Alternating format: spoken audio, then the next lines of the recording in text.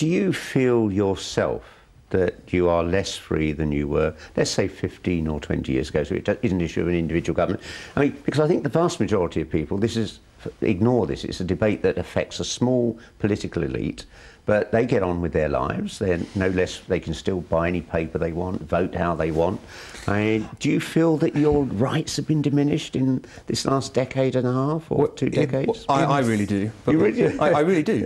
I think that, I don't know about you, Ronnie, but I think that the ability to stop and search without reasonable suspicion, which is only now being reined in. You have been? I have been. To iron out the statistics, they say. Well, that's your own fault. I'm white, middle-class, middle-aged, and driving an Audi, and I was stopped at a railway station.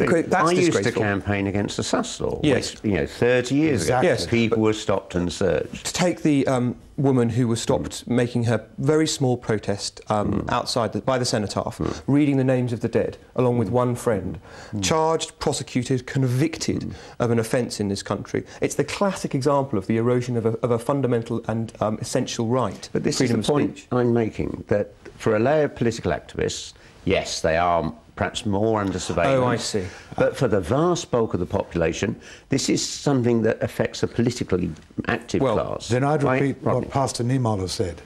First they came for the communists and the Jews, etc. Yes. And when they came for me, there was nobody left to speak for me. I agree with that, but I also make the point that we live in a surveillance society that does affect the vast majority. CCTV affects more people in this country than anywhere else in the world. I travel on the bus daily and I'm caught on CCTV. I enter my place of work. And there are legitimate privacy concerns about that. On a London bus, double-decker, there are 5 or 6 cameras. And do you know, in the 8 years as mayor, with 60,000 letters and emails a year, no one ever complained about CCTV. People felt it gave them a defence because someone was less likely to rob them if they're on camera. When you think of the terrorist bombings on the underground and the failed attempts 2 weeks later, within 48 hours, well, in the first case, 48 hours, in the second, in 24 hours, we had images of the terrorists. Now, in many parts of the world, terrorists have committed an act, we still don't know who they were. It's not the fact of being covered by CCTV, it's what you do with the material that you gain from that surveillance. Now, we just can't trust government, not necessarily because they have evil intent, though in some cases that is correct, that people misuse, but because they're incompetent. They're just incompetent to keep the material safe. And do we think our government's any less incompetent or more incompetent than others around the world? Isn't this just the problem? Big bureaucracies, lots of data, is going to get out. I agree with that. I agree that there's nothing innately more incompetent about our government. In fact, I think traditionally British bureaucracy was better than in lots of countries. It seems to have gone down a bit in recent years. I mean, one of my complaints is not that I want government to do more and more things. I want them just to do what they're supposed to do competently. And a lot of the time, it's not that they need new powers or even more resources. They just need to do their job properly in many cases. On the CCTV... There isn't really a great deal of disagreement between the three of us on this. It's a balance. I think it's a problem that's gone on forever.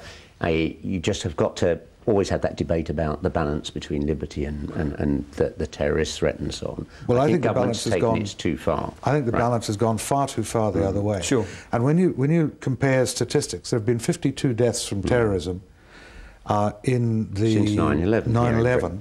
There have been 24,000 deaths on the roads. But we don't have extraordinary powers for motorists. We don't put them under control orders. Well, in actual fact, whenever we have taken measures to crack down on motorists, there's a great uproar. Yes, we are often forced to retreat. I mean, people seem to think that they're but for the greater good go I when you kill someone with your car, and it's a difference. But if suddenly all the road accidents in 1 year happened at one spot, it would be worldwide news. And so I think governments inevitably feel they've got to respond to that because the press whip it up. But if you actually look at this, and I think that there is a lot of agreement here between us, where I suspect we will part company is this idea in the core of Dominic Raab's book that there's this evil plot really to suck us into Europe using the Human Rights Convention and the Strasbourg Court. And it seems to me, actually, this is at the heart of the modern Tory party. It is Atlanticist. It looks to America. Much of the rest of British political structures, Greens, Liberals and Labour, look now more to Europe. I think one of the strange tensions that exists in modern British politics, is that it's the same government that introduced the Human Rights Act, which stands for the values that you've just been espousing, that also introduced 28-day detention.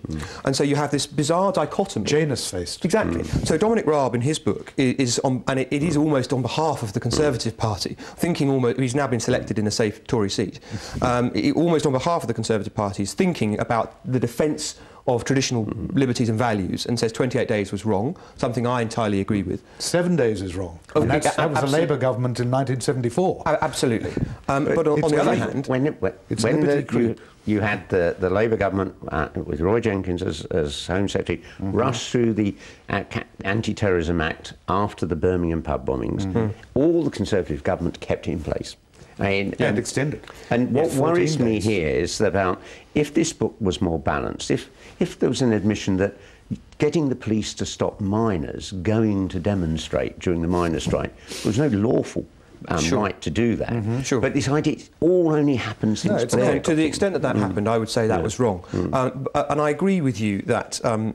with both of you, that this is about more than the last 10 years and about more than just this Labour government. That there's been a ratchet 30, effect. 40 years. Sure, people remove liberties, the next government comes in and doesn't undo it. The next crisis, people remove more liberties, the next government comes in and doesn't undo it. But I think this is a great book, and I think that one of the things it does do is identify the extent of that creep within our lifetimes. So one of the things I'd point out about it was published in January this year, and it said, about people like me, those who criticise the CCTV network are going a bit far. It's not Orwellian. We haven't got CCTV in people's homes. Well, now we do. In November 2009, we do have CCTV in people's homes. So he seeks to try and be balanced. And I know I've met Dominic Raab a couple of times, and he's a very reasonable person. He's trying to be balanced in this, and sometimes he's being a bit too cautious. But you didn't really respond to the point I made about this is really part of the great Euro debate. Right. No, that's nonsense. Yeah. The convention, guess who brought us into the convention in the first place? Yes, of course. Churchill's 1950 government, and they were Conservative Attorney General and Home Secretary who drafted it. This is a Conservative document. And that's an argument. Jesse Norman and Peter Oborne have written a pamphlet called The Conservative Case for the Human Rights Act, and they mount that argument, which is one I of course, think has solid intellectual roots. These are traditional common law rights. There's nothing unconservative about them. But the point that Raab makes in his book, which I think is well made, is that Britain is the only large common law country which is subject to the Convention. And as a result, it's almost unique because we interpret precedent quite narrowly. So the French, for example, sign up to the Convention and then ignore vast swathes of it. That's a typical French attitude towards treaties. They're aspirational rather than legally binding. The English regard... Well, the United Kingdom regards a treaty as legally binding and not aspirational. This is a dilemma that underpins a lot of where Britain stands in the world. If you do opinion polls about British attitudes to the welfare state, to poverty, to all the broad issues of economic and social welfare, we're very close to European opinion. And yet we have the language, Hollywood, music culture. I mean, we are torn. We're the only nation in the world which really is torn into by, do we want to really be a part of Europe where we share the values? But, I mean, the average person in Britain doesn't take the view that is typically in America, if you're poor, it's your own fault. Here, there's a more balanced view like Europe. And I looked at this and thought, here's these wicked Tories starting to build a case for disentangling this bit of the law and then saying, well, we've got to leave Europe. Hang on. Would you actually like to quit the European Union and all this paraphernalia? Well, of course, I don't speak for the Tory party, and I don't speak for Dominic Raab either. You were David Cameron's first chief of staff. I was. You're not exactly somebody wandering by on the street. Sure, I'm not down the street. I'm maybe in the same house, but I'm not in the same room. We all suspect you actually want to get out of Europe, and that this might be one way through. So we can only defend our British liberties by disentangling from this ghastly European bureaucracy with this ghastly new Belgian Dr. Rumpy or whatever he is, who's going to be our president. I don't think that it's actually a party political point to say Europe is overly bureaucratic. I think that that's something you'd find hard to get a Labour minister to defend. But actually, I think, to my mind, we do need to renegotiate on this. But you've also got to remember, the Conservative Party's got a policy at the moment to opt out of the aspects of the social charter, working time directive and so forth. Well, if that's going to be followed through as a manifesto commitment, that's going to require renegotiation anyway. That's the position, whether or not there's any solid Human Rights Act agenda taken up. Rodney, you don't believe it's possible to disentangle from the whole human rights apparatus of Europe without having to leave the European Union? It's a condition of membership of the European Union currently, as currently legislated, that you must be a compliant member of the Council of Europe and a compliant signatory to the European Convention.